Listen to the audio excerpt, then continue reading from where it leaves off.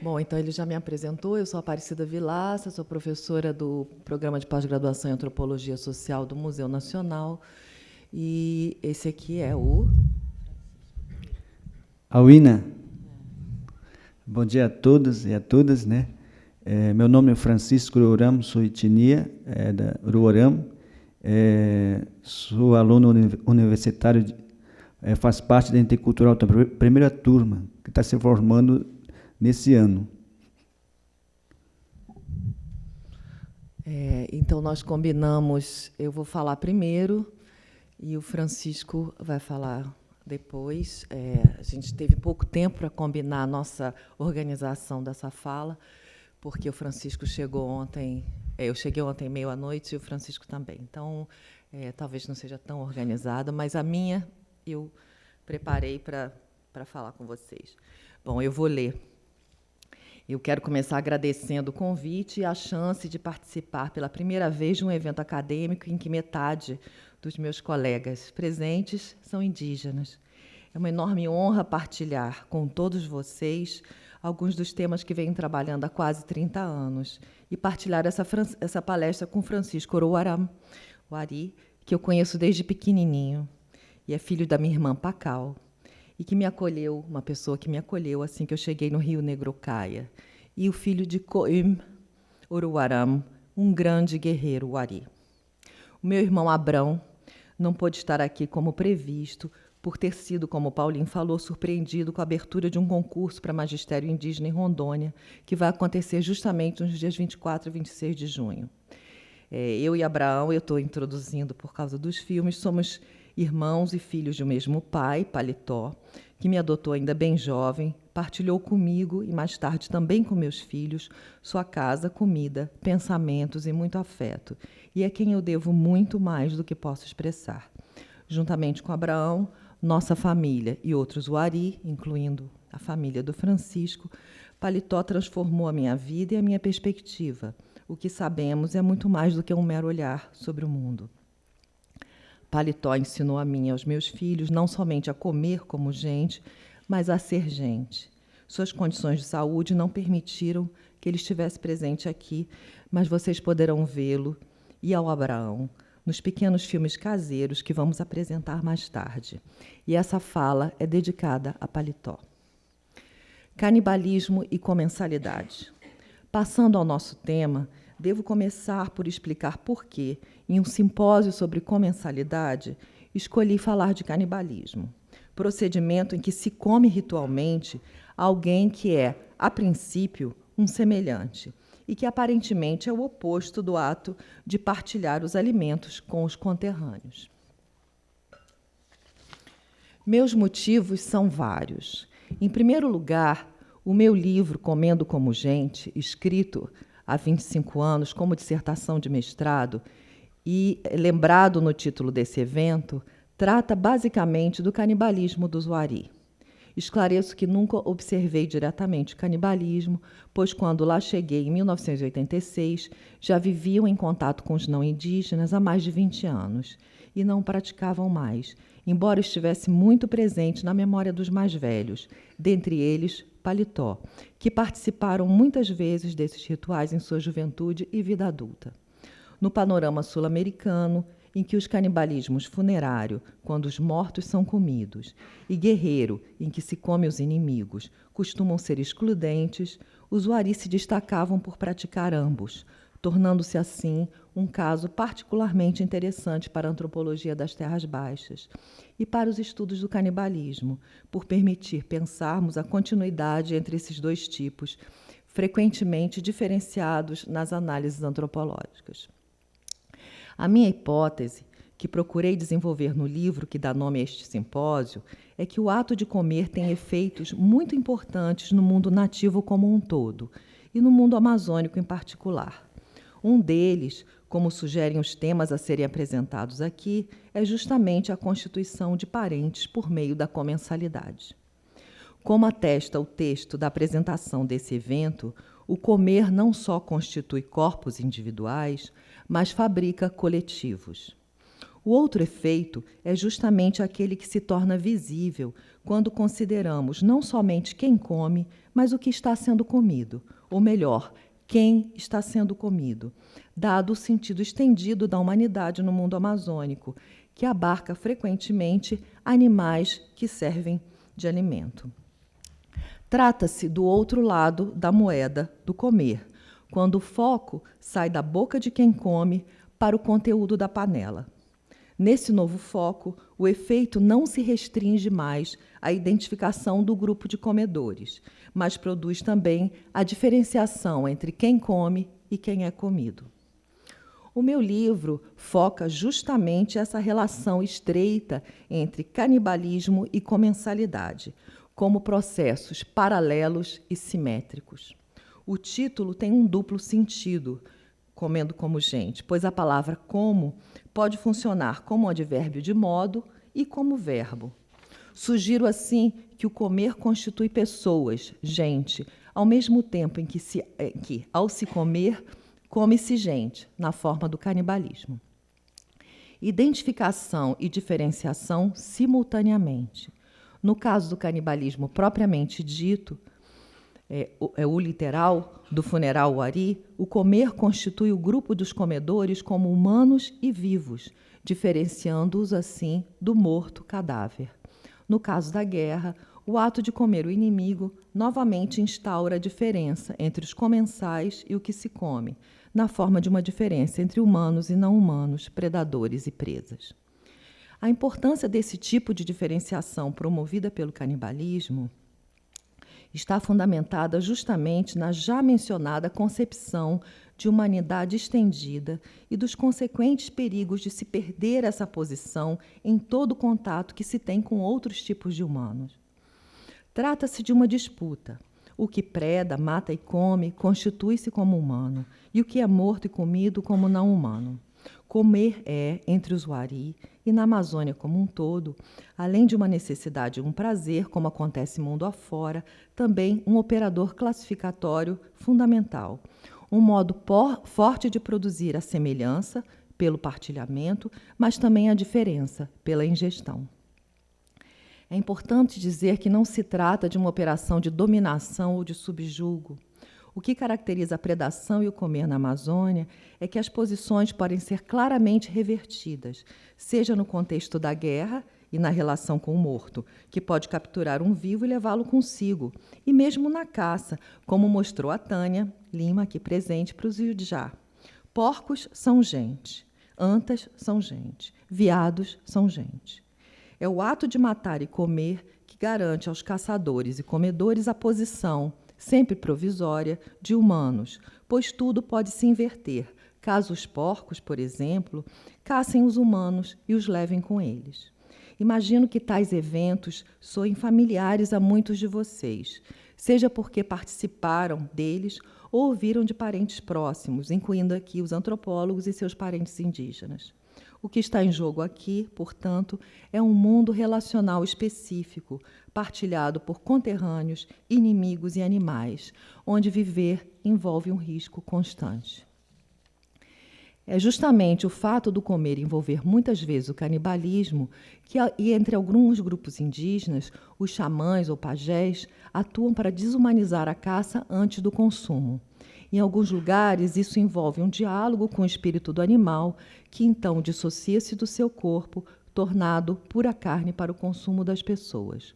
No caso do Wari, quando eu lá cheguei em 1986, e o Francisco era pequenininho, os 4 xamãs atuantes na aldeia em que eu vivia, no Rio Negro Ocaia, trabalhavam juntos sobre as carcaças dos animais mortos, retirando delas o urucum, mauim, e o babaçu, que estes usavam como enfeites corporais e que caracterizava a sua humanidade.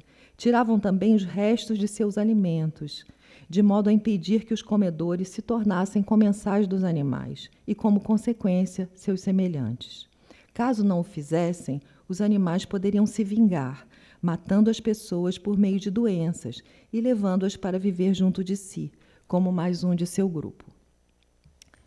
Cultura e purificação.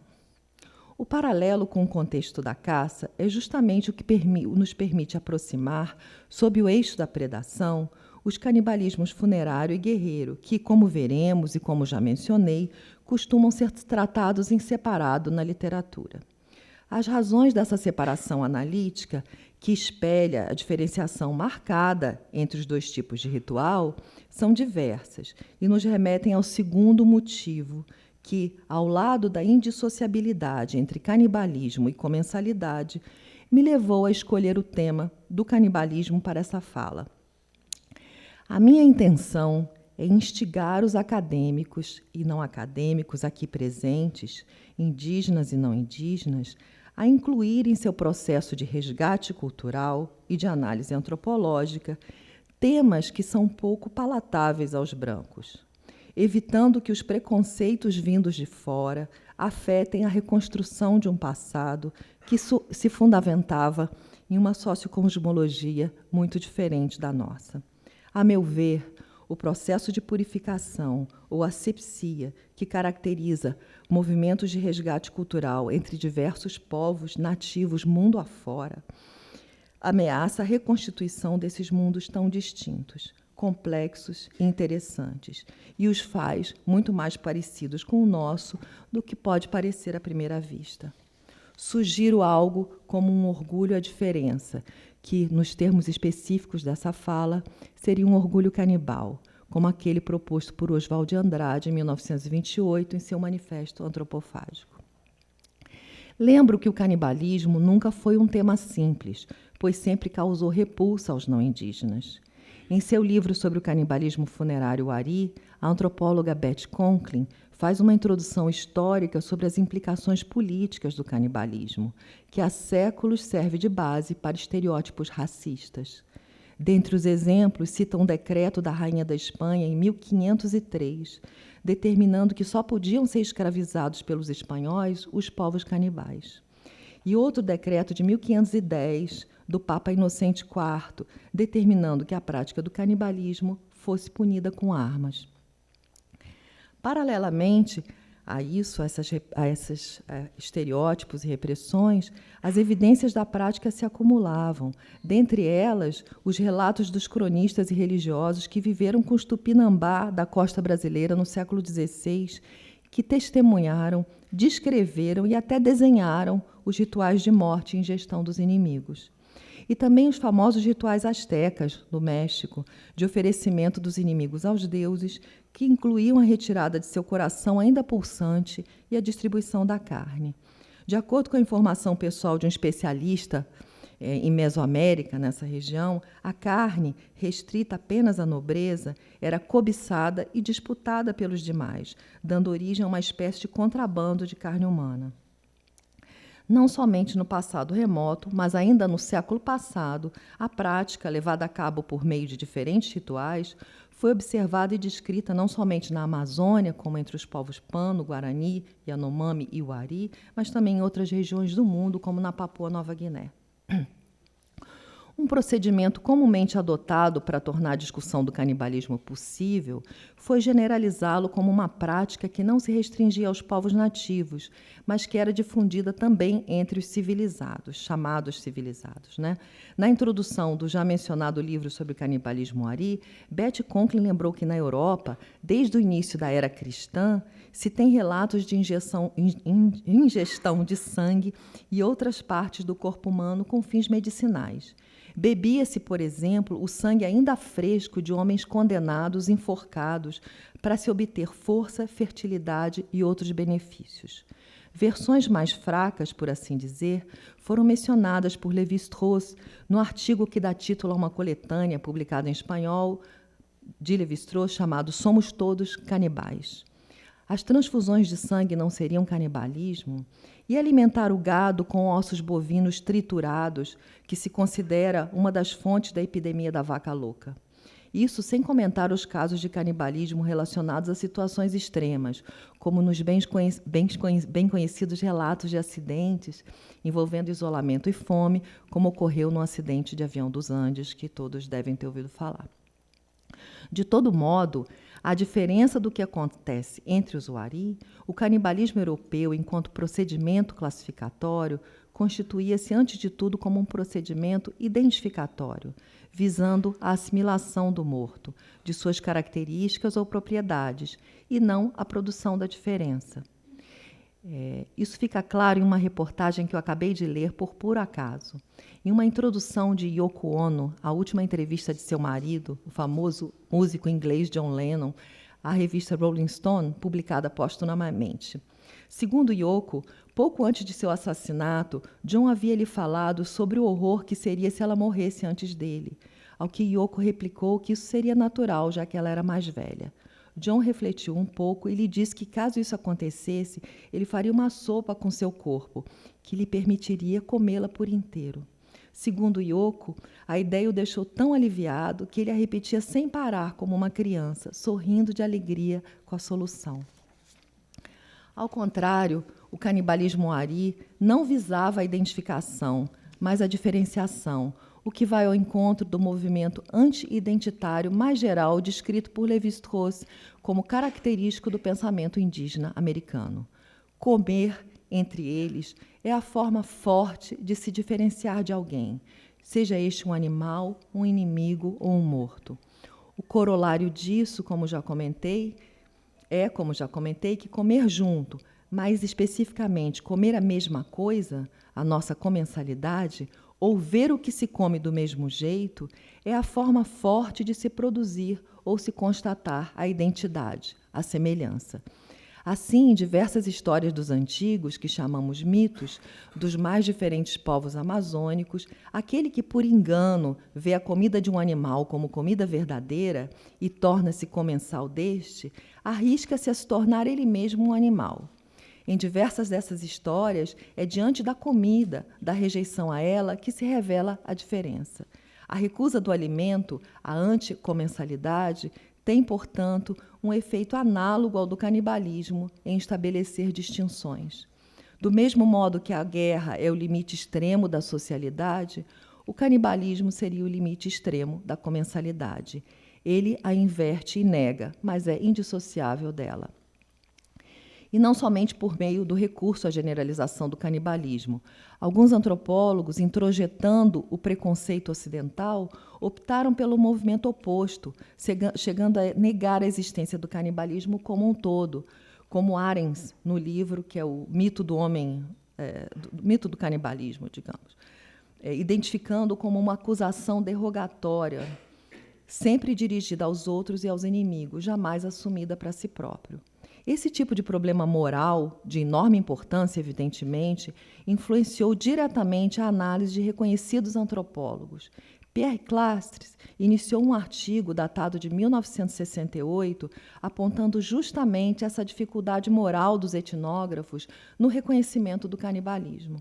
De acordo com ele, os invasores da América tantas vezes inventaram casos de canibalismo para justificar a empresa da conquista, que envolvia a escravização e extermínio de povos nativos, que os etnólogos americanistas passaram a desconfiar a priori dos testemunhos que lhes parecessem suspeitos. Nas palavras de Clastres, que eu cito, essa atitude de desconfiança crítica era certamente necessária. Era preciso separar as informações sérias da grande quantidade de informações fantasiosas, no meio das quais elas se viam perdidas. Mas a mania dos soldados, missionários, exploradores e aventureiros dos séculos passados de ver em cada índio um canibal, os intelectuais responderam com exagero inverso, que lhes impelia a colocar em dúvida todas as afirmações de antropofagia. Fim da citação. Foi o que aconteceu, segundo ele, com o canibalismo guaiaqui. Baldus, que escreveu sobre o tema, considerou em um artigo datado de 1943 verdadeiras as informações de um autor alemão que atestavam a ocorrência do canibalismo funerário entre aqueles índios. 3 anos depois, em 1946, em um capítulo do Handbook of South American Indians, escrito em conjunto com Metro, Baldus duvidou das mesmas informações. Assim, os detalhes etnográficos que antes tornavam a ocorrência do canibalismo entre os guaiaqui incontestável, e nas suas palavras de Baldus, ele dizia, é difícil duvidar dessas informações, no artigo posterior passaram a ser classificadas como não convincentes. E Pierre Clastres conclui, sem dúvida, Vemos nessas flutuações o signo da dificuldade para os americanistas de abordar o canibalismo, mesmo que ele realmente exista.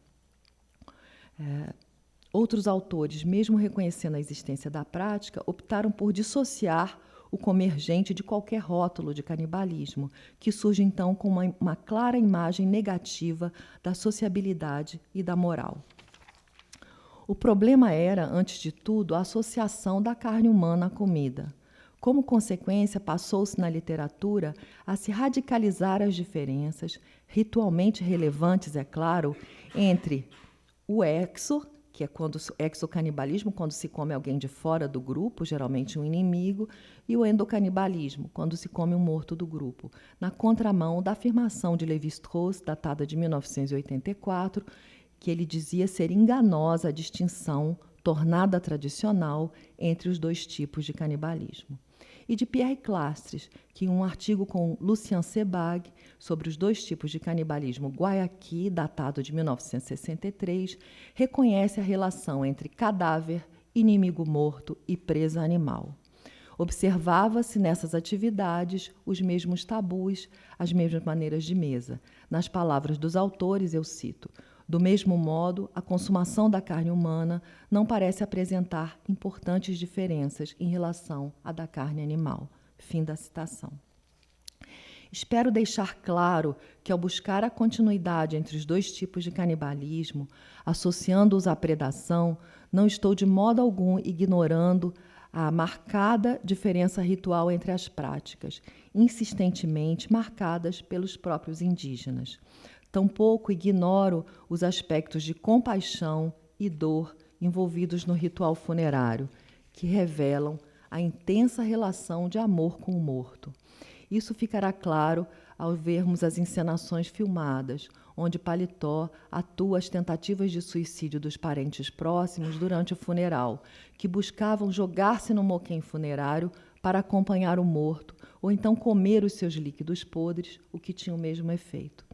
Ficará clara também a tristeza dos parentes demonstrada no choro constante e na impossibilidade de cortar e comer o cadáver, tarefa que então solicitavam aos afins, considerados não parentes. Então eu passo agora a uma rápida etnografia dos canibalismos guerreiro e funerário Wari, de modo a ressaltar a continuidade da noção de predação. A guerra e o canibalismo guerreiro. Eu quero dizer que muito sobre esse tema agora da guerra, quem me ensinou foi o pai do Francisco, Coim. Os Wari faziam expedições guerreiras com o fim exclusivo de matar inimigos, índios de outras etnias e brancos. Um grupo de homens partia em direção à aldeia inimiga e punha-se a esperar escondidos que alguém se aproximasse. A técnica de ataque era emboscada e jamais ouvia um relato de invasão de uma aldeia inimiga.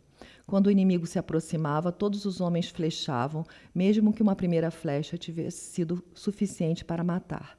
Desse modo, tornavam-se todos matadores, retornando à aldeia e iniciando um período de reclusão, onde permaneciam quase imóveis, alimentando-se com grandes quantidades de xixa de milho não fermentada, produzida incessantemente pelas mulheres. Os matadores, todos eles, tinham dentro de si o espírito do inimigo morto, e é ele que, com a ajuda da xixa, os fazia engordar, a meta final da reclusão.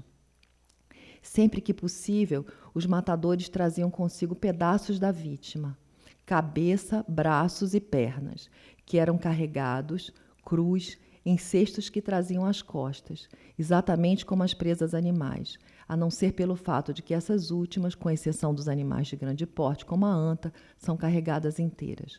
O tronco do inimigo, muito pesado, era deixado no local. A carne do inimigo era transportada crua para ser assada na aldeia. No entanto, se o percurso for longo, ela podia ser assada no mato pelos matadores. O importante é que a carne do inimigo, assim como a carne de caça, não é comida quando podre. Quando na aldeia as mulheres que constituíam a maior parte das pessoas que ficaram, recebiam os matadores com entusiasmo, especialmente se tivessem trazido a carne do inimigo. E essa carne era assada e comida por elas e pelos homens não matadores.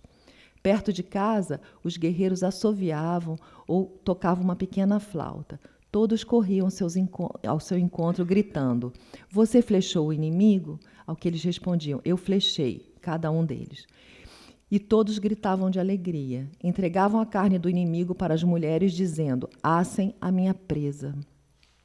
Comia-se a carne do inimigo como se come caça, retirando os pedaços diretamente dos ossos. No entanto, dizem os Wari, comia-se com raiva a carne do inimigo. Os matadores, que tinham dentro de si o espírito do inimigo, que depois era tratado como um filho, não comiam dessa carne. É importante dizer que o essencial da guerra era matar o inimigo e não comê-lo. Em situações desfavoráveis, quando os matadores eram obrigados a fugir, o corpo da vítima era deixado no local. E tudo se passava exatamente da mesma forma na chegada e na reclusão dos matadores, a não ser por um entusiasmo um pouco menor das mulheres. Se os Wari arriscavam a vida para matar o inimigo, jamais soube que se arriscaram para levar porções de seu corpo. Comer desse inimigo era um excesso, a que se entregavam quando era possível. Ao contrário da carne do morto, que, veremos, devia ser ao menos provada, o inimigo, por ter sido morto como se mata um animal, não precisava ser comido. A simples predação já confirmava o seu estatuto de animal, situando os Wari na posição de humanos. O que deve ser ressaltado aqui é que os Wari não se esforçavam por diferenciar, mas por aproximar a guerra da caça. Quando caçam e comem suas presas preferenciais, ficam logo sujeitos a um revide, a uma contrapredação, que é definida tanto como caça quanto como guerra. Várias vezes ouvi os xamãs dizerem que intercederam junto aos animais que chegavam para a guerra, para flechar os Wari, alertando-os para que olhassem bem, que vissem que os Wari não eram inimigos, o Yam, mas sim o Wari, seus parentes. Sendo assim, inimigo, o Yam, e presa, Karawá, são equivalentes como posições com as quais se mantém um mesmo tipo de relação. São ambos flechados e comidos. Como observou Eduardo Viveiros de Castro, em um comentário geral sobre a relação entre a guerra e a caça, eu cito: "A animalização do inimigo depende de uma primeira e mais fundamental humanização do animal. Guerra e caça são literalmente um mesmo combate, um combate que opõe seres sociais, ou seja, sujeitos." Passemos ao funeral Wari, onde a equivalência cadáver-comida é menos perceptível, mascarada por procedimentos rituais que visam justamente diferenciar esse repasto da alimentação diária e da devoração de inimigos. O funeral. Já na doença grave, o doente é chorado como um morto. Os Wari costumam dizer que, nesse momento, os parentes consanguíneos próximos diferenciam-se dos não parentes, que são os parentes distantes ou afins, pelo choro. Os parentes próximos choram copiosamente, choram muito, especialmente no momento da morte. Os demais não choram ou fazem de modo comedido, por solidariedade aos parentes. Concretizada a morte, solicita-se aos não parentes que partam em direção às outras aldeias para avisar aos demais parentes. Deve-se aguardar a chegada dos parentes, de todos os parentes, para que o corpo possa ser preparado para o assamento. Os parentes fazem questão de ver o corpo inteiro. Considerando o tempo médio de 2 a 3 dias para os deslocamentos, o cadáver estará podre ao ser esquartejado. Os parentes choravam agarrados ao cadáver e cantavam um canto fúnebre em que se referiam a ele por termos de parentesco consanguíneo. Todos ou quase todos os presentes, parentes do morto, andavam agachados. Isso tudo vai ser ilustrado por uma encenação, um filme que vai chegar daqui a pouco. Andavam agachados e chorando até os homens não parentes, pedindo a eles, num choro ritualizado, que cortassem o cadáver. Nesse momento do corte, os parentes se afastavam, já que não suportavam a visão do corpo do seu parente querido sendo esquartejado, partido. Um deles podia se colocar sob o cadáver, identificando-se a ele, fazendo parecer que o seu corpo também seria cortado. Ocorria também a gente vai ver no filme, de uma mulher receber os órgãos internos do parente, especialmente os intestinos. aos quais ela se abraçava e chorava. As partes do corpo eram então lavadas e colocadas sobre o moquém, também construído pelos não parentes. Assava-se todo o corpo, com exceção da genitália. Dos órgãos internos, somente eram comidos o fígado e o coração, que eram assados enrolados em folha, que a gente também vai ver. O que não ia ser ingerido era jogado diretamente no fogo. Enquanto o corpo estava sendo assado, era frequente que um parente, também vamos ver no filme, se aproximasse do moquém e aguardasse uma distração dos não parentes, que cuidavam do corpo, para jogar-se no fogo. Eles tentavam suicídio, com o intuito de acompanhar o cadáver no mundo póstumo, subaquático, onde todos iam reviver jovens e belos. Pronta a carne, os parentes, aí agora de novo os parentes, deviam desfiá-la sob uma esteira, ao lado de pequenos pedaços de pamonha de milho, preparada pelas mulheres não parentes. Os não parentes eram então convidados por eles a comer o morto, o que deviam fazer com muita delicadeza, usando palitinhos para levar a carne à boca, juntamente com a pamonha. Alguns recusavam-se a comer devido ao adiantado estágio de putrefação da carne. Entretanto, aos parentes não incomodavam os que não comiam, mas os que comiam com voracidade, como se estivessem diante de carne de caça.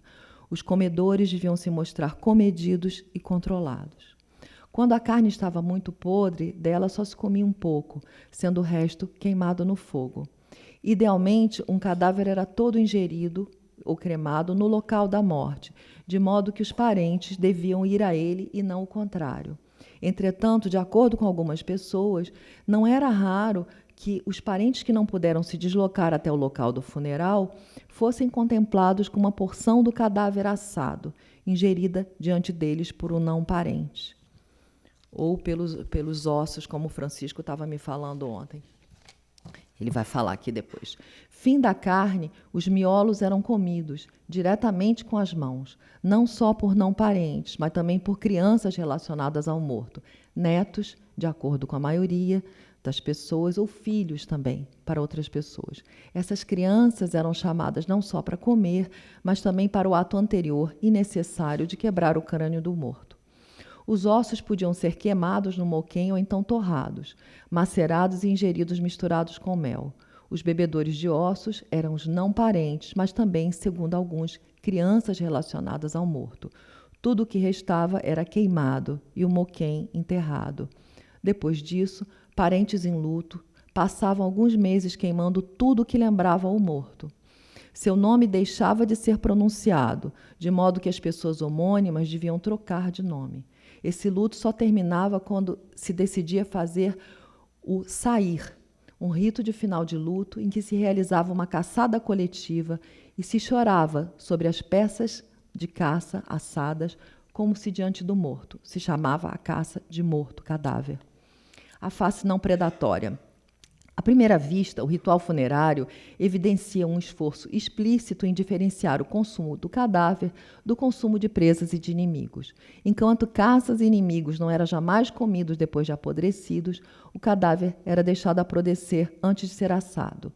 Também usavam palitinhos, com os quais se levavam os pedaços à boca. Essas todas eram maneiras de mesa que buscavam evitar qualquer manifestação de avidez. Ao contrário da carne de caça, que se comia com a mão, tirando-se nacos da peça, às vezes ainda no moquém, e da carne do inimigo, também ingerida com avidez, o cadáver era comido com comedimento e tristeza. Tudo se passa, portanto, como se os procedimentos rituais tivessem o objetivo preciso de diferenciar o cadáver de outros tipos de presa. Esse tipo de perspectiva possibilita que o rito em si seja dissociado da ideia de predação. É evidente, entretanto, que tal diferenciação só é necessária porque a identidade cadáver-presa está implícita no ato da ingestão e aflora em diversos momentos, apesar dos cuidados rituais. Mas não se trata só de uma identidade submersa que pode ser vislumbrada por um olhar mais cuidadoso. O rito em si é mesmo duplo ou dúbio. Alguns de seus procedimentos visam justamente o oposto, ou seja, identificar explicitamente o cadáver às presas animais. A perspectiva predatória.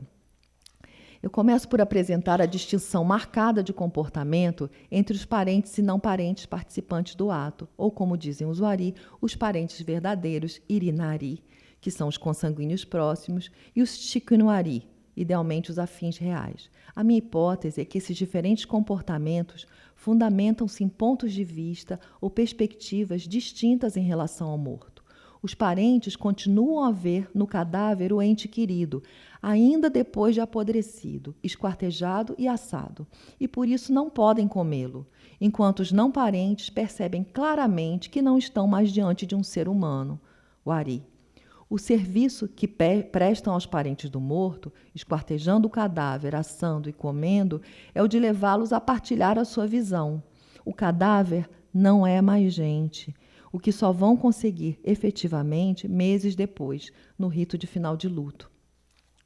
Os não parentes atuam produzindo o morto, o cadáver, e o meio de fazê-lo é a ingestão, como se a comestibilidade fosse a única prova irrefutável da não-humanidade. Parentes e não parentes agem de maneira distinta, particularmente no que se refere à ingestão do cadáver, porque o veem de modo diferente, e é essa diferença de pontos de vista que torna possível o funeral. O comer como modo de desumanizar.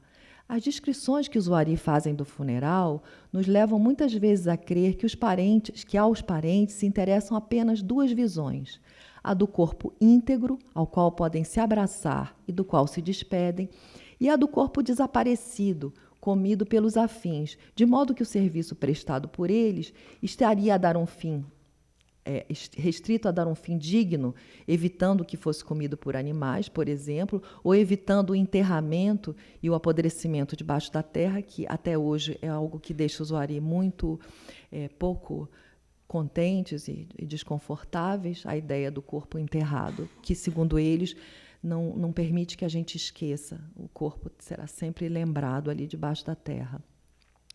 Quando os parentes se dirigem aos não parentes solicitando que cortem o cadáver, justificam o pedido dizendo que não suportam mais a visão do corpo. Como a gente vai ver no filme, ele diz: venha comer o meu irmão ou a minha irmã, porque eu não quero mais olhar para ele. Querem que ele desapareça, que seja destruído. Pelo modo como se expressam, fica parecendo que o que se passa entre esses dois momentos não é tão importante quanto os momentos em si, como se tivessem que suportar todas as fases intermediárias, o esquartejamento, o assamento e a ingestão pelos outros, para o fim desejado, que é o desaparecimento. No entanto, chama a atenção que os parentes que não puderam ver o corpo íntegro possam ser consolados com a visão de um pedaço do cadáver assado que é ingerido diante deles e não por eles. Pode-se dizer, portanto, que a ingestão é um momento essencial do funeral para os parentes. O que eles querem não é o ver o corpo do morto desaparecer somente, mas vê-lo sendo comido, o que é diferente. Uma outra evidência que confirma essa hipótese é o fato dos Wari insistirem em comer ao menos uma pequena parte do cadáver, quando, por motivos diversos, este encontrava-se em adiantado estágio de putrefação e era quase totalmente queimado. Os Wari sabem ainda que a cremação, ao destruir o corpo, é igualmente eficaz na liberação do espírito para uma vida plena no mundo dos mortos, tanto que era comum os parentes tentarem o suicídio atirando-se diretamente no fogo, embaixo do moquém e não em cima, onde estava o morto, quando desejavam encontrar o parente morto no mundo póstume. O serviço prestado pelos não parentes aos parentes não se limita, portanto, ao desaparecimento do corpo. Beth Conklin, que é uma outra pessoa que trabalhou com os Wari, de Santo André, está de acordo com essa ideia e atribui ao canibalismo a função de facilitar o trabalho de luto, por permitir a substituição da imagem do morto cadáver por aquela dos queixadas produtores de vida, que é a forma que os mortos terão ao voltar ao mundo dos vivos, quando eles serão caçados e comidos. O meu intuito é oferecer aqui uma interpretação complementar, buscando um significado próprio ao ato de ingestão do cadáver, evitando deslocar a atenção para um momento posterior da ingestão do morto como queixada, que faz do canibalismo uma metáfora da relação entre os vivos e os mortos, de modo geral. O meu argumento central é que um canibalismo opera a separação vivos-mortos, colocando-a em termos de uma oposição entre predadores e presas, que para os Wari equivale àquela entre humanos e não humanos. Se a não-humanidade é concebida como uma posição, a de presa, é compreensível que a comestibilidade seja essencial para defini-la. Os Wari entendiam que não havia outro modo de convencer os parentes de que o cadáver não é mais gente, senão comendo. Poderíamos dizer assim que o cadáver era comido para que os parentes, que sofrem uma espécie de deficiência visual, pudessem se convencer da morte, ou seja, de que aquele ser não é mais o ente querido, mas um morto. Ao mesmo tempo em que desumanizam o morto, no momento da ingestão, os vivos afirmam a sua humanidade, e os que podem realizar o ato são aqueles que já tomaram consciência da morte e sabem que o cadáver não é mais gente, ou não poderiam comê-lo. Nesse sentido, como dizem alguns autores, nada é canibalismo, né? Um momento crucial para se evidenciar a equivalência entre cadáver e presa é o rito de final de luto, que, para finalizar essa fala, eu descrevo muito rapidamente.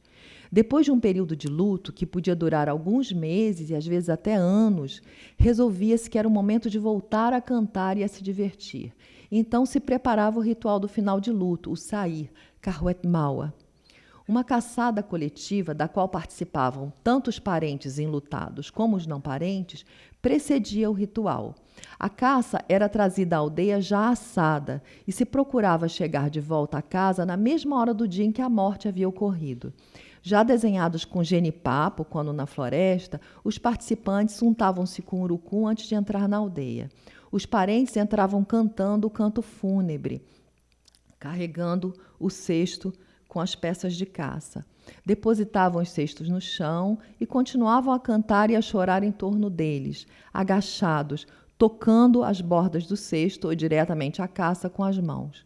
Chorava-se sobre a caça como se ali estivesse o cadáver, usando no canto os mesmos termos de parentesco que se chamava o morto. Então se dirigia à caça falando meu irmão, minha irmã. Aqui, entretanto, mesmo os parentes comiam da caça. As demais pessoas tratavam a caça sem qualquer cerimônia, chegando mesmo a solicitar para si uma peça, o que não acontece nem no dia a dia, quando a carne deve ser oferecida e não pedida. Referiam-se muitas vezes às peças de carne como o cadáver, yamá. O termo para cadáver é yamá. E eles diziam, me dê cadáver para comer, mini yamá. Depois do banquete, homens e mulheres punham-se a cantar. A tristeza havia acabado. As evidentes relações entre este rito e o funeral parecem confirmar algumas de minhas hipóteses sobre o significado do canibalismo funerário para os Wari. Devemos começar por formular a primeira pergunta que nos vem à mente quando diante dos relatos sobre o rito. Por que, para sair do luto, os Wari acham necessário realizar uma espécie de reprodução do ritual funerário, colocando animais abatidos no lugar do morto? Poderíamos dizer, como fez Betty Conklin, que esse rito está relacionado antes ao destino final do morto do que ao funeral propriamente dito. Em outras palavras, a caça abatida representaria o morto não enquanto cadáver, mas na realização plena de seu destino escatológico, que é o de tornar-se animal, especificamente queixada. Parece-me, entretanto, que o fato das presas serem insistentemente chamadas cadáver sugere uma relação privilegiada do rito do final do luto com o funeral e não com o destino póstumo, onde elas seriam carauá e não cadáver. Ao contrário do que acontece no funeral, quando os não parentes devem mostrar tristeza e comedimento, no final do luto, os não parentes chegam aos parentes pedindo diretamente que seja dado o cadáver. E os parentes, a gente vai ver no filme, distribuem para eles as peças de caça diretamente na mão. O mesmo cadáver, né, que está sendo cadáver entre aspas, está sendo chorado como um parente pelos seus. A impressão que se tem é que no rito do final do luto, diante da transformação da visão dos parentes, que finalmente irão comer do morto, os não parentes se sentem à vontade para deixar vir à tona uma percepção que experimentavam desde o funeral. O cadáver não é mais gente. A insistência em se chamar os animais de cadáver, tão clara nos relatos, não é senão a afirmação de algo que o funeral como um todo, na voz dos comedores, quer dizer: Novamente, o cadáver não é mais gente. O rito do final de luto surge assim como uma espécie de continuação e conclusão do ritual funerário, onde o cadáver é finalmente tornado comida aos olhos de todos, especialmente dos parentes, que, apesar de chorarem sobre ele, podiam agora vê-lo como caça. Não me parece arriscado dizer que o luto acaba aqui, não no funeral, porque somente nesse rito a operação de objetivação do morto, sua transformação em presa, é plenamente realizada aos olhos dos parentes. E o modo de se afirmar isso é, novamente, através da ingestão. É comendo dessa caça, que é cadáver, que os parentes mostram que a sua visão mudou e que se sentem plenamente integrados ao resto do grupo, aqueles que no funeral comeram o morto. No rito do final do luto, a sociedade Wari se recompõe enquanto um todo indiferenciado. Afins e consanguíneos novamente se misturam, distinguindo-se como humanos, porque predadores e comensais, finalmente, do morto-presa. A separação mortos-vivos, esboçada no funeral na forma de uma distinção entre predadores e presas, é aqui plenamente realizada, porque partilhada por todos. E por isso o luto tem um fim. Eu vou passar imediatamente ao pequeno filme antes da fala do Francisco. Eu quero esclarecer o seguinte, esse pequeno filme que a gente vai ver foi um dos vários filmes que foram propostos por mim, pelo meu pai Paletó e pelo meu irmão Abrão, que não está aqui, mas que eles começou o primeiro filme, eu não sei se vou passar, mas é de 1992, tem um de 2009 e um de 2012, e eu vou começar pelo de 2012, o mais recente, porque está filmado com mais técnica. E, justamente, desde 92, o Paletó, um dia, tentando me explicar mais uma vez sobre o rito funerário, ele resolveu encenar. Ele pediu um boneco do meu filho, mais velho, que era pequenininho, um boneco, e pediu para o meu marido pegar a câmera, falou, você fica aqui, você faz isso. Ele guiou, a cena é totalmente dirigida por ele. Todas as cenas que se a gente vê mais de um filme, mas são todas dirigidas pelo Paletó, que sempre mostrou quais as posições que cada um devia ficar. Em todos os 3 filmes, os atores e parte das pessoas que filmavam sou eu, Abraão e Paletó, em 3 momentos da nossa vida completamente distintos. E o que é interessante na diferença de 20 anos dos filmes é que ele é exatamente igual, é a encenação. E no primeiro filme, que a gente, de 92, que talvez a gente veja, a gente só conseguiu, porque foi muito improvisado, um boneco que não se partia. E da última vez, eu fui na Rua da Alfândega com eles, tentar um boneco que partia, para a gente poder realizar. Então, eu queria que vocês vissem o seguinte, essa é uma encenação, ela foi proposta pelo Paletó.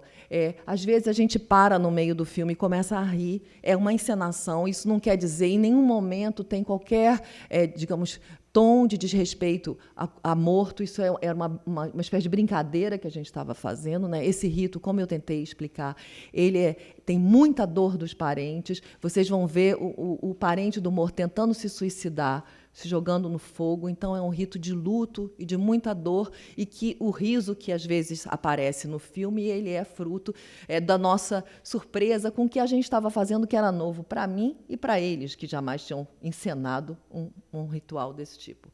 Então, vê, por favor, Paulinho, 2012. Esse é o mais recente, é de dezembro de 2012. Paletó, Abraão e Aparecida.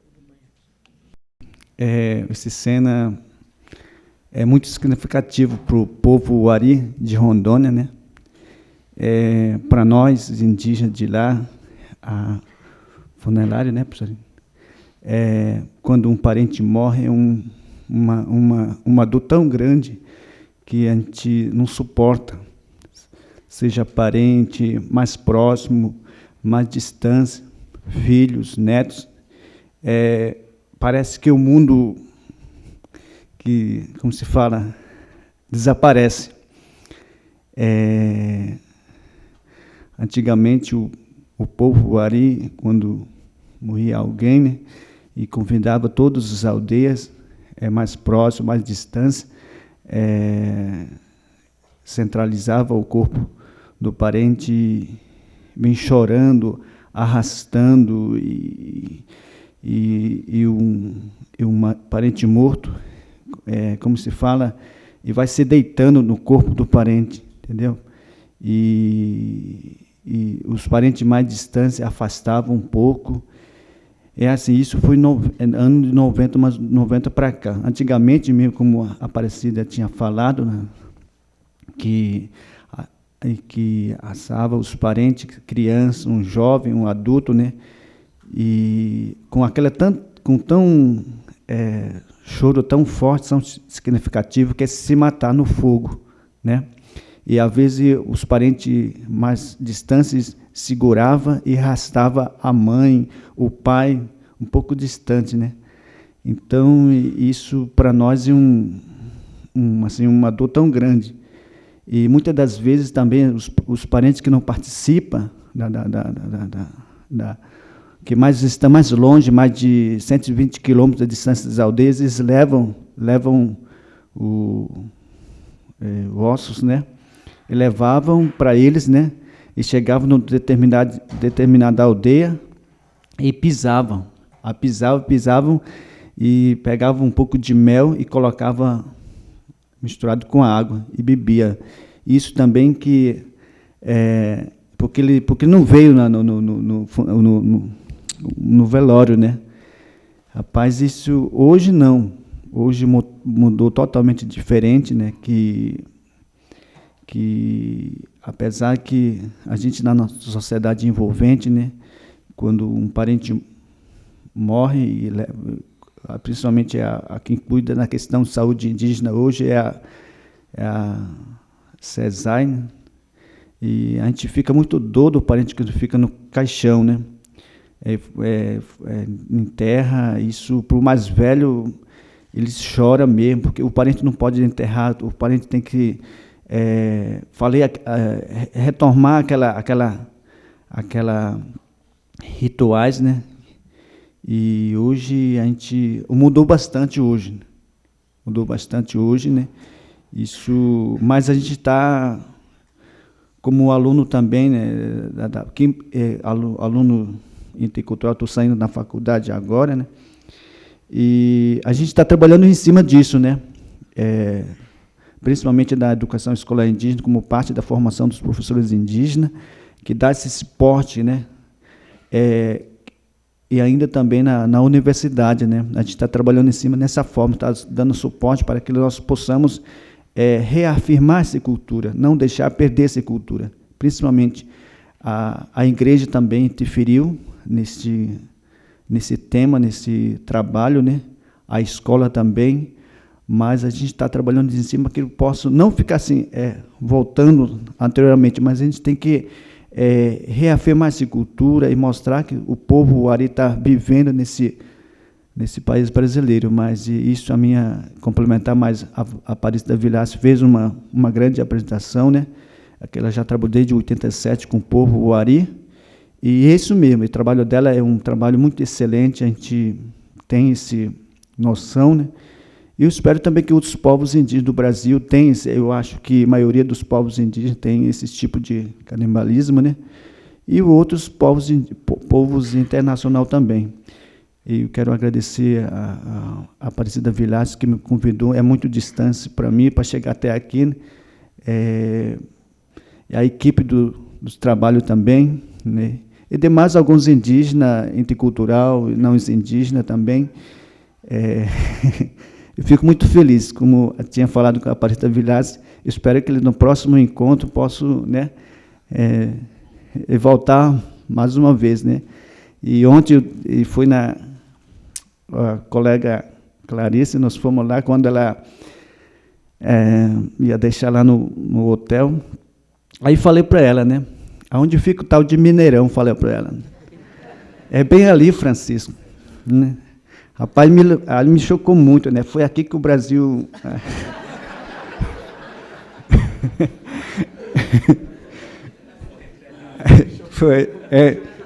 chocou muito para mim. Aí falei para ela,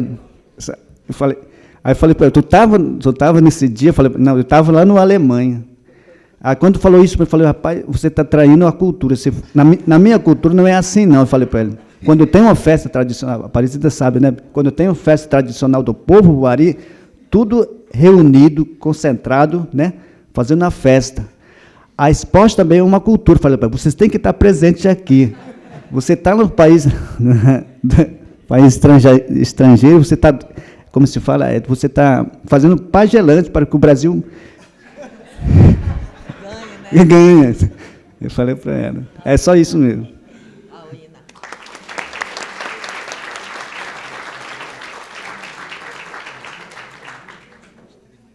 Meu nome é Pedro, eu sou professor aqui da FAI. Eu queria perguntar para o Francisco, dentro desses movimentos de revitalização cultural que vocês estão pensando lá na universidade de vocês e tudo, com relação a esse canibalismo funerário, se vocês já chegaram a pensar de que maneira vocês poderiam, sei lá, reintroduzir ou revitalizar essa questão, que eu imagino que deve ser bem complicado, né? E aí eu fiquei pensando que a Aparecida falou, e essa encenação do ritual, quer dizer que você tem que queimar a coisa, que o queimar é muito importante, né? Se vocês pensaram alguma coisa por aí, de repente, né?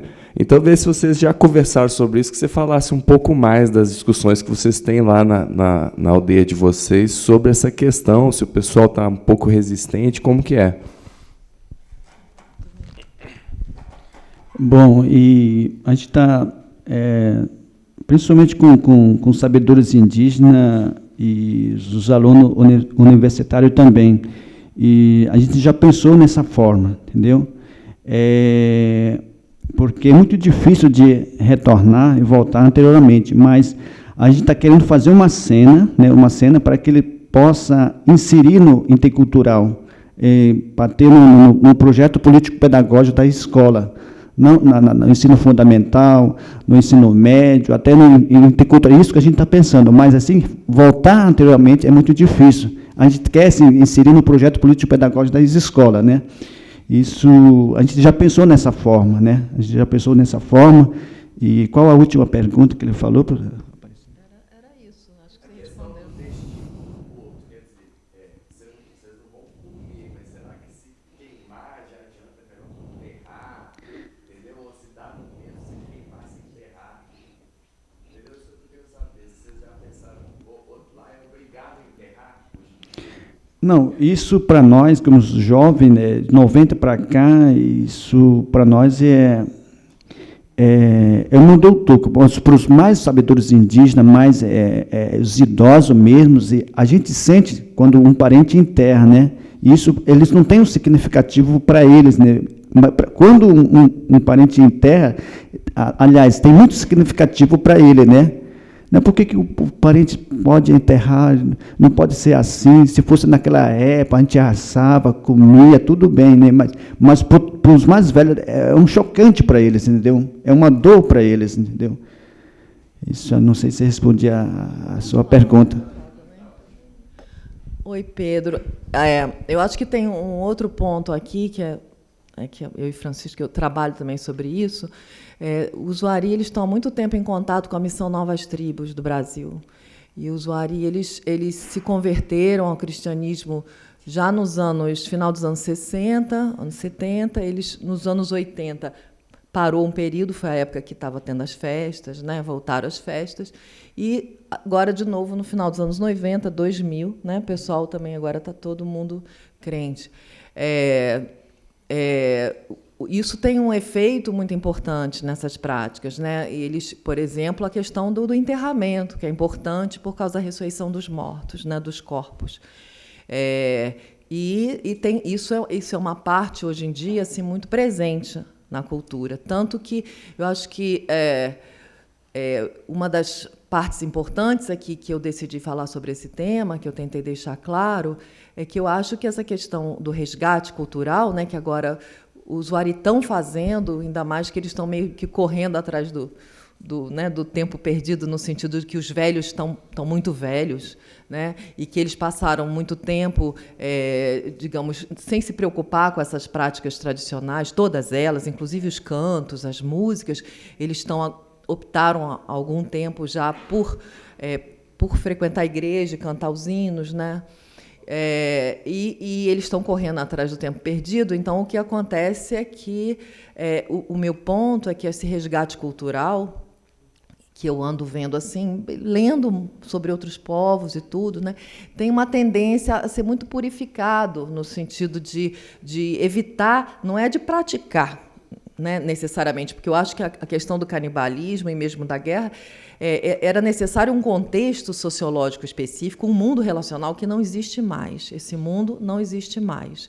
Então, nesse sentido, ele não tem lugar mesmo, né? Os animais não são mais gente. Os animais foram criados por Deus e eles são simplesmente presas e não precisam mais ser gente. Da mesma forma, muitas coisas nesse campo relacional mudou.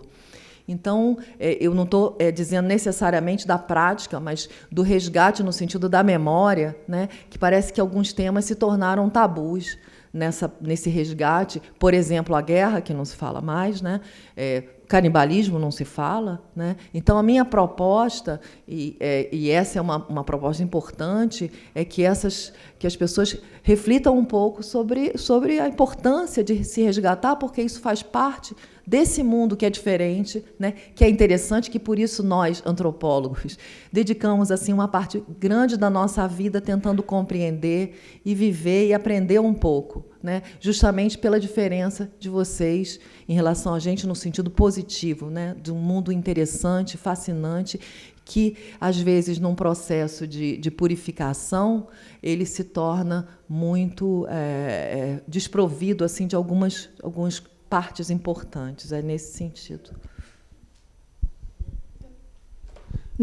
Bom, tem que levantar? Tá. Marina, meu nome é Marina, sou professora na Universidade de São Paulo.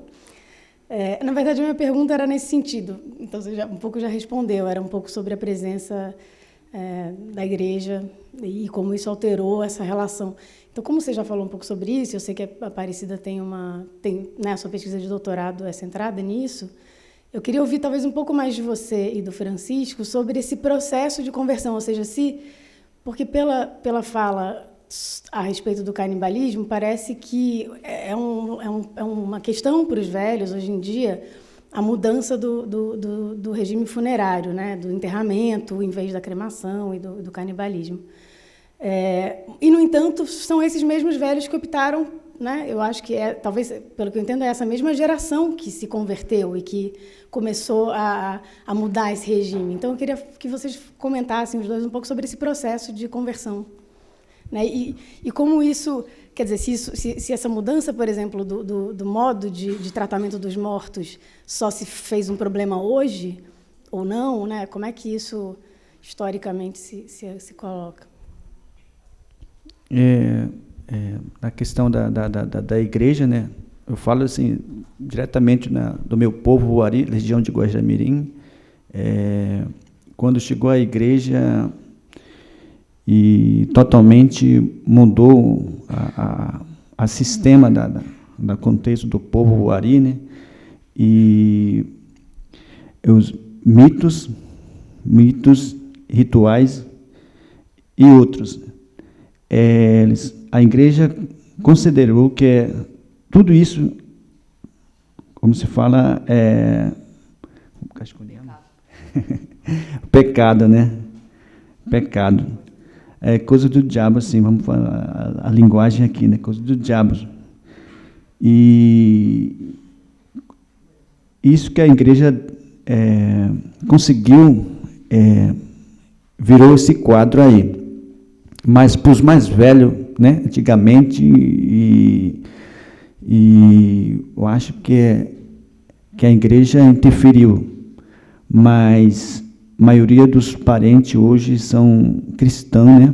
E hoje está tendo conferências, pregando a palavra de Deus, mas isso, no meu povo, eu acho que chocou mesmo, quando a igreja falou que isso não presta, isso é pecado, isso é do diabo, né?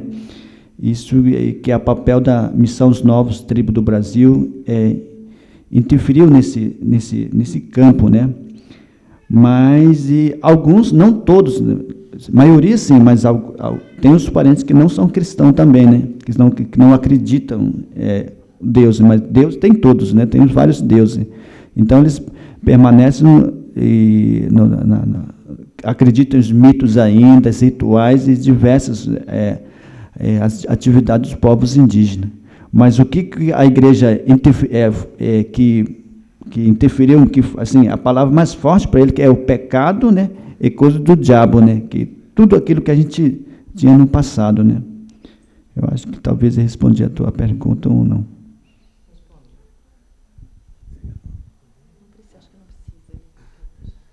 Luiz.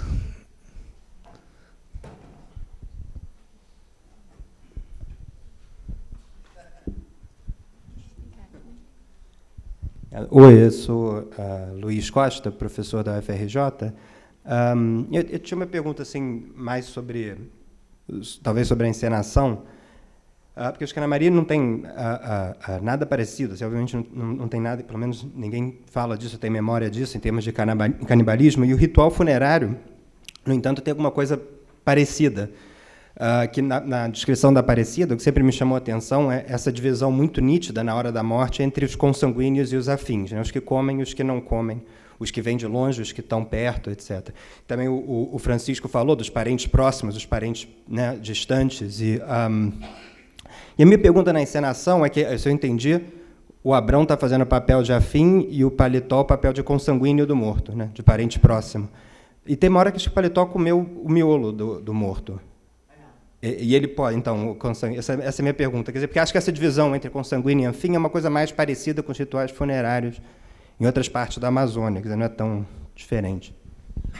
Os miolos do morto eram, às vezes, eles tinham outro tipo de estatuto.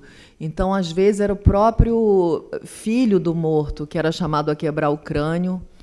Geralmente crianças. O Paletó ali fez uma coisa que adulto geralmente não fazia, mas geralmente criança. Era neto ou filho. Tem até um dos filmes que o Paletó faz uma vozinha de criança. Ele fala, quebra o crânio do seu pai. Ele fala, tá bom. E aí ele quebra e come os miolos. Então o miolo tem um estatuto diferente, que é uma coisa que eu já pensei um pouco, mas tá?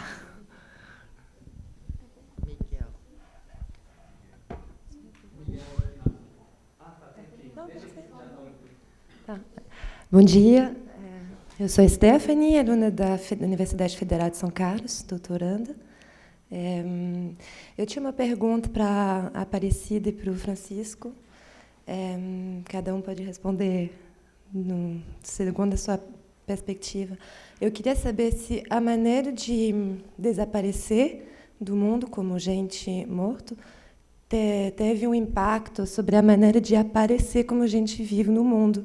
Ou seja, se nos rituais de nascimento, na maneira de se constituir como gente no decorrer da vida, se isso teve um impacto devido à transformação dos rituais funerários.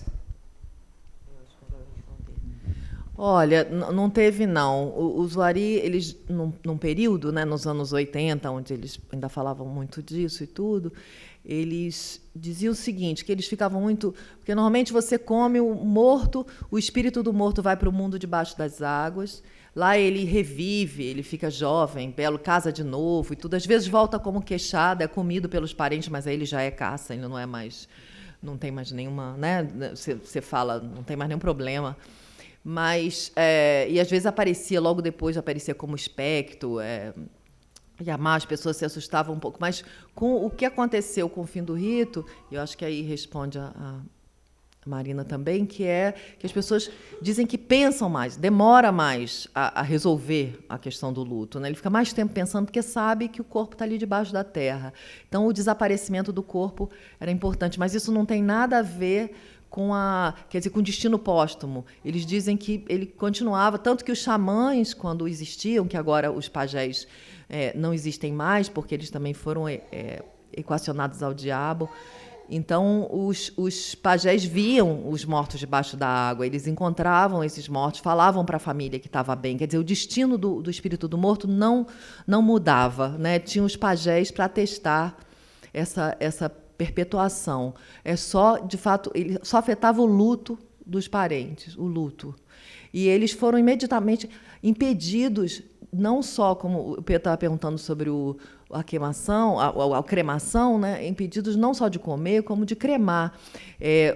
Tem relatos de pessoas mais velhas, inclusive do pai do Francisco, em que, logo depois de uma morte de um ari, logo depois do contato, que aconteceu nos anos 60, os brancos, os não indígenas, né, que fizeram o contato, obrigavam a enterrar o morto e ficavam armados do lado da sepultura, às vezes por 1, 2, 3 dias armados, para evitar que os parentes fossem lá e pegassem o corpo.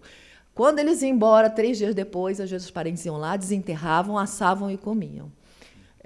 De tão importante que era esse ritual. Então, a pressão que eles sofreram dos brancos foi realmente muito grande, muito grande. E depois, quando chegaram os missionários e teve um discurso assim mais escatológico, propriamente dito, né, eles ficaram aí, de fato, perdeu o sentido. A Wina. Uma rodada de 3 perguntas, e aí depois a gente vai ter que encerrar para a gente já passar para a mesa seguinte, ok? Oi. Meu nome é Miguel, sou aluno do museu, aluno de Aparecida também, e outros. Eu tenho uma pergunta para cada um breve. Você, Aparecida, está falando com muita frequência de resgate, que era uma palavra que os antropólogos sentíamos assim uma repulsa infinita, né? Tudo era transformação, e a transformação na ideia de que a transformação é não transformação, que as coisas continuam sendo digeridas e reprocessadas. E você está agora preocupada porque tem coisas profundas que mudaram, tipo os Wari hoje já não consideram os animais, mudou como humanos, mas como presas, enfim, outras coisas, né? O que é esse resgate nessa nova chave de mudanças que estão vivendo os Wari e outros povos para você, na nova reflexão que você está talvez propondo? Essa é uma pergunta.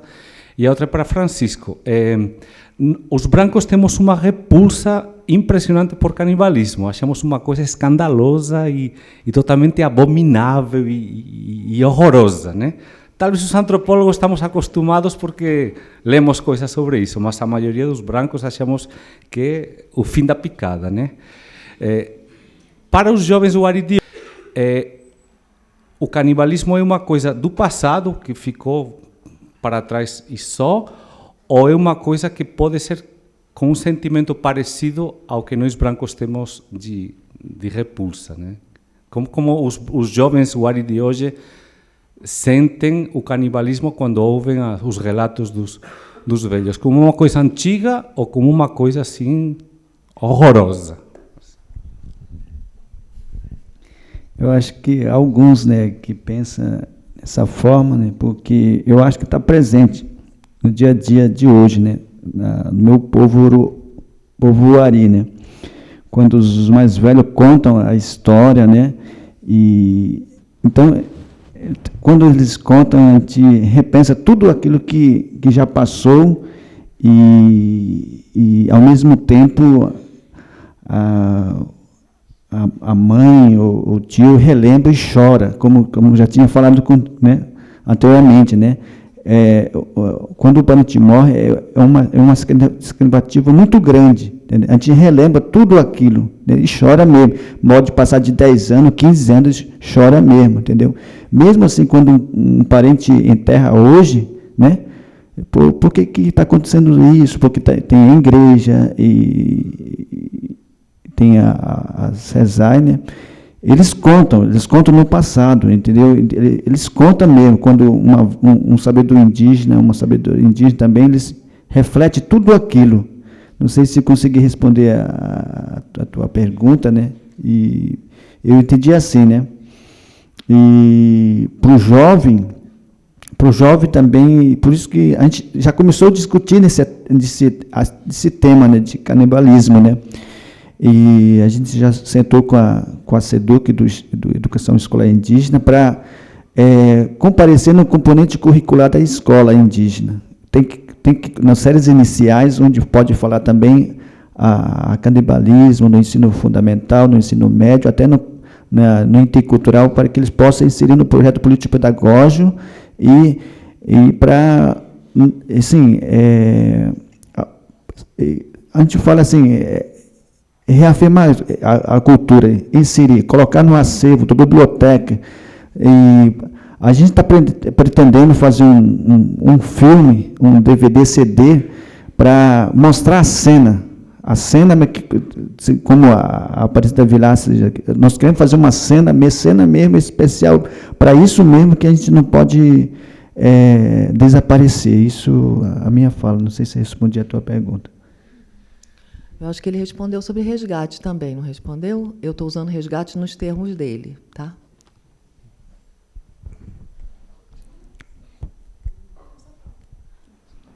Bom, bom dia.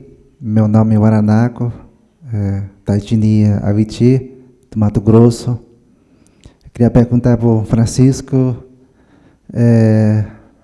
na sua cultura, no seu povo, quando a criança pequena morre e também se come, a família se come? Antigamente sim, né? Antigamente sim, quando a criança morre, né, e assa no mesmo jeito como a Aparecida Vilaças, né, fez uma cena aqui, e é o mesmo ritmo, antigamente. Hoje não, hoje a sociedade, né, a gente está ensinando uma sociedade envolvente totalmente diferente, Como eu tinha falado, não sei se vocês estão compreendendo a minha fala, né, a mãe jovem, de 90 para cá, a mãe, ela chora, vê o filho enterrado como se fala? No caixão, mas o sabedor indígena, o pai, o bisavô, eles não querem que os netos, né, enterram no chão, entendeu?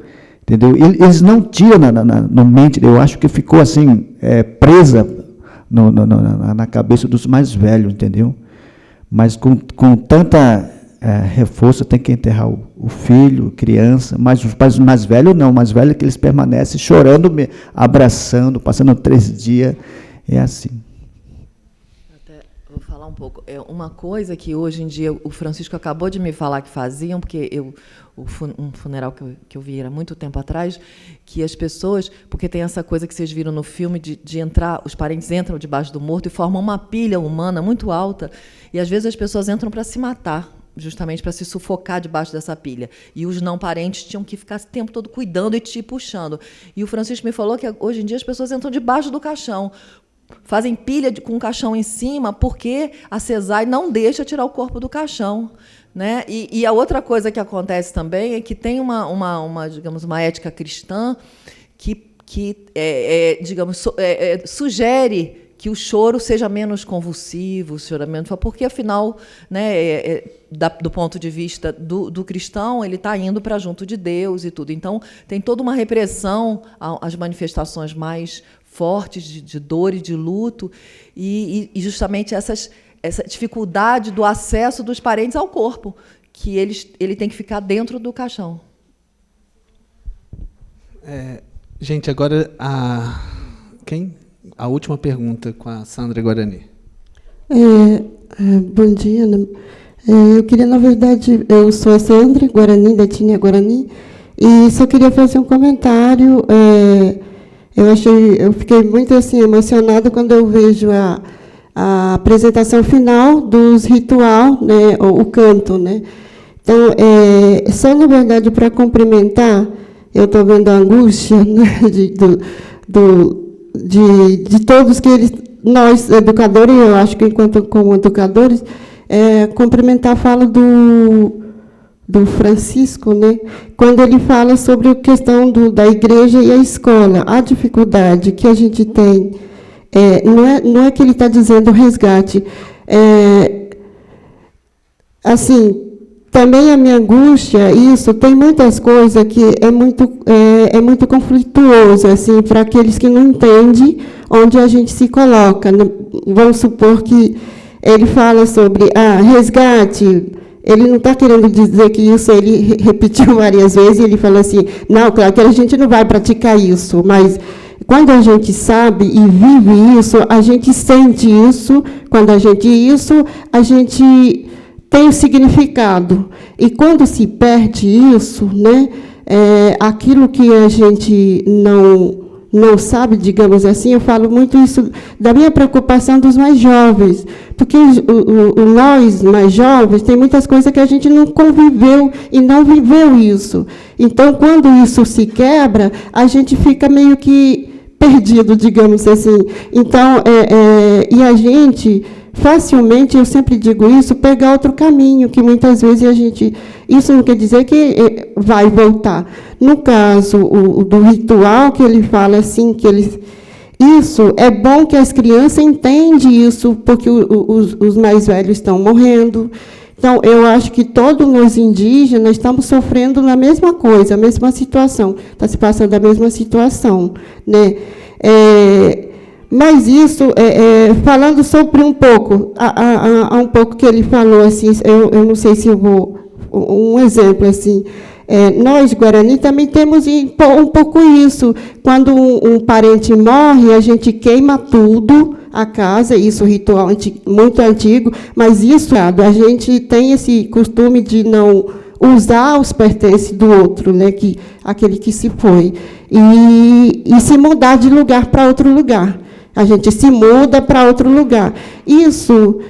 requer hoje, até mesmo assim, pensando até do território, o espaço onde a aldeia tem a pequena aldeia já é limitado, como é que a gente vai queimar e se mudar para outro lugar? A gente quer que assim, isso quem decide era o Tiramói, que a gente fala do líder religioso, né, que levava a gente para outro lugar, para deixar o espaço para esquecer, né, aquele que viveu. Então, a família, ou seja, até mesmo a comunidade, se mudava para outro lugar para deixar aquele lugar, né, o espaço onde viveu aquela pessoa que se foi.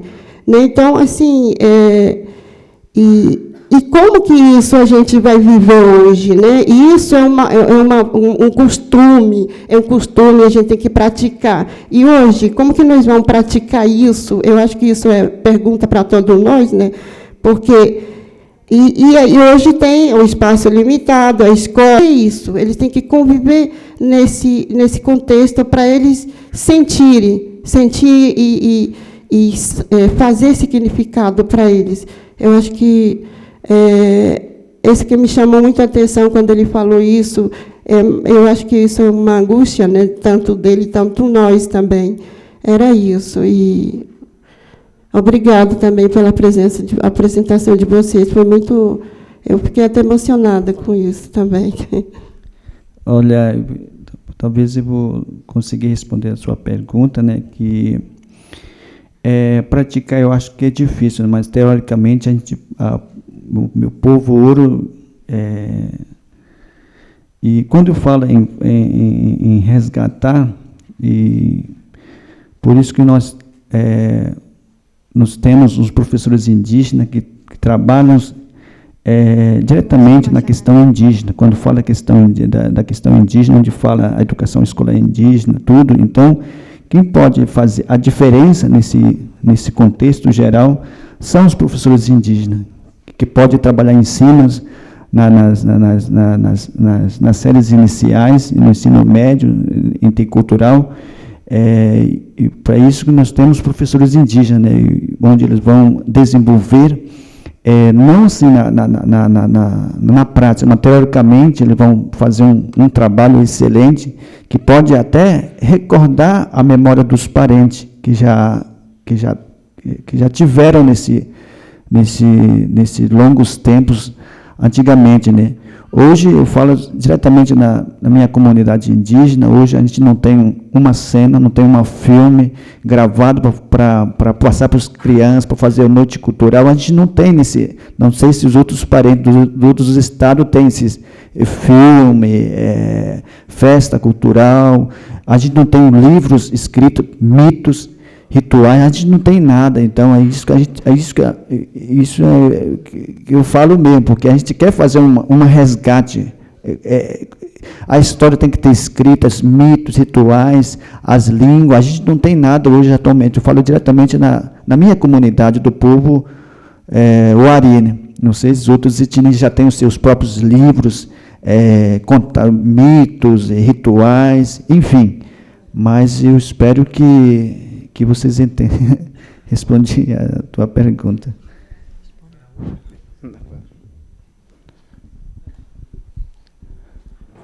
Bom dia toda e a todos. Meu nome é Marilton, sou da etnia Machacali, aqui de Minas Gerais. Né? Eu quero perguntar assim, quando pessoa morre, as pais, né, ou as mães, né, e aí uma aldeia só vai acompanhar para assim comer, né?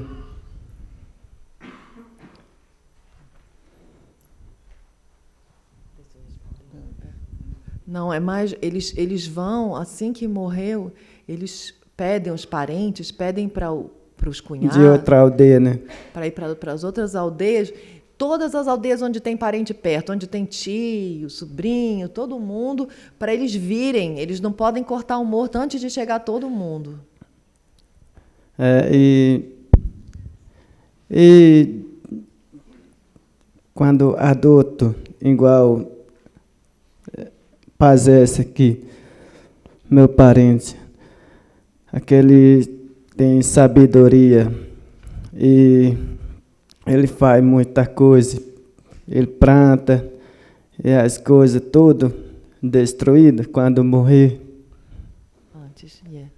Antes tudo destruído. Hoje em dia praticamente nada destruído, porque inclusive tem uma casa de alvenaria, como ela estava falando, tem a pessoa que falou antes, tem CD, DVD, sei lá, um monte de equipamento, isso tudo circula para os outros ou fica mesmo na família. Mas antes tudo era destruído, até o cabelo das pessoas próximas raspava, porque era onde o parente pegava, segurava. Qualquer traço do morto tinha que desaparecer. É porque esse nosso Machacali também está fazendo assim, até hoje está continuando. Quando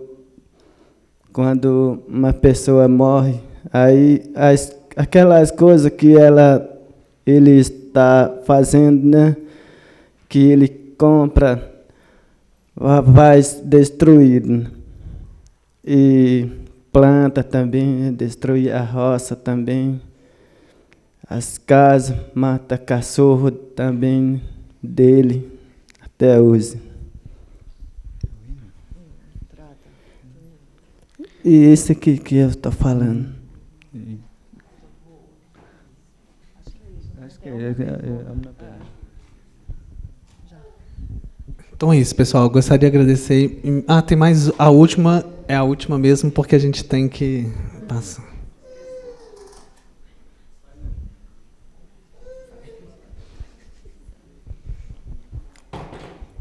Bom dia, meu nome é Edilson, eu sou da etnia Palmari, né, lá do Amazonas. Eu só queria perguntar do parente aí se eles não estão passando essa... essa nova geração, ela já pensa diferente, né, por causa que eles estão inseridos, tipo, numa escola de não indígena. Nós estamos passando assim, que quando fala em língua e cultura, eles falam que é de velho, é dos antepassados, né? Por causa da discriminação e preconceito, se vocês não estão enfrentando essa parte de os próprios jovens falar isso, tipo assim, falar em cultura, aí eles têm esse lado, isso aí já é passado, porque nós estamos enfrentando muito isso, nós Palmari de lá, né? A gente está enfrentando muito essa dificuldade, né, de tentar convencer a juventude de que tudo pode ser um conhecimento também, não querer que eles voltem a ser o mesmo, mas eles têm esse conhecimento que é rico para nós, para a nossa educação escolar indígena. Obrigado. Para falar em jovem é muito difícil, né? Os jovens indígenas enfocam no meu povo, o Ari, no meu ponto de vista como um aluno, né, acadêmico, eu vejo nesse lado que, vamos colocar assim, não assim, desenculturado, mas valoriza mais a música não indígena, levam CD, DVD e escutam as músicas sertanejas, evangélicas, enfim. É nesse ponto que os jovens começam a conviver com a outra cultura, mas isso não tem a maioria dos jovens eles falam que o povo Wari tem que ser um pouco do ian branco, mas a gente está fazendo uma conferência regional onde nós vamos debater a cultura indígena e cultura não indígena, né? E a gente está discutindo nessa forma, né? Nós estamos previsto fazer uma conferência lá para o mês de agosto, onde nós vamos centralizar todo o povo Wari, de Pacas Novos, Guaporé, Terrestre, para começar a discutir. Sim, pegar, assim, mas já tivemos nesse debate já, né? Eu acho que é normal, mas o preconceito, eu acho que o preconceito hoje no Brasil, eu acho que não vai acabar, não. Eu acho que o preconceito está acontecendo, mas a gente já tivemos, como aluno, eu já fiz eu fiz meu ensino médio na escola agrotécnico, eu fiz 3 anos, onde eu levei tanto preconceito também, né? Mas eu espero que eu acho que ficou assim travado no coração de cada sociedade, seja, não sei, não tentando explicar o preconceito. Eu acho que é muito forte isso hoje no país brasileiro e outros países também, né? Eu acho que nunca vai acabar, mas eu acredito que sim, que os pesquisadores não indígenas, e vamos colocar assim, né? Hoje vocês estão aqui, professores antropólogos, e que queiram trabalhar com os povos indígenas do Brasil, são as pessoas que conhecem realmente, que gostam dos indígenas, né? Que atuam, ela faz os seus trabalhos. Mas isso, eu acho que eu tenho preconceito também, porque aqueles não indígenas que estão fazendo os outros cursos, né? Outros que não conhecem nem a realidade dos povos indígenas. Um dia vai ser candidato político, com certeza vai defender a maioria ele com certeza não vai defender a causa indígena, vai defender a causa dos não indígenas, entendeu? Isso, as pessoas que trabalham com os povos indígenas, eles não têm um preconceito. Eu falo sinceramente, meu ponto de vista, né? E aquelas pessoas que fizeram outros cursos de várias áreas, são as pessoas que não gostam dos índios. Eu falo, desculpa aí, tá, parente? Desculpa aí.